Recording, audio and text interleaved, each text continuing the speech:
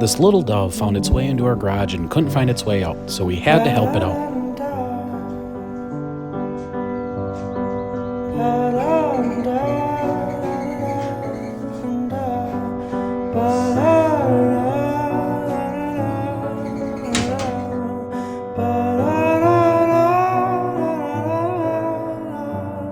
And we tried again until finally we were able to get it.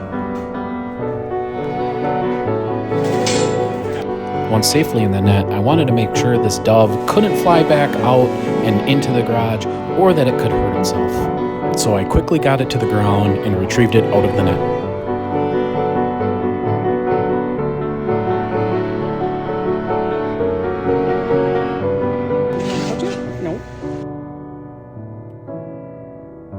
And after a quick little examination, I set it free.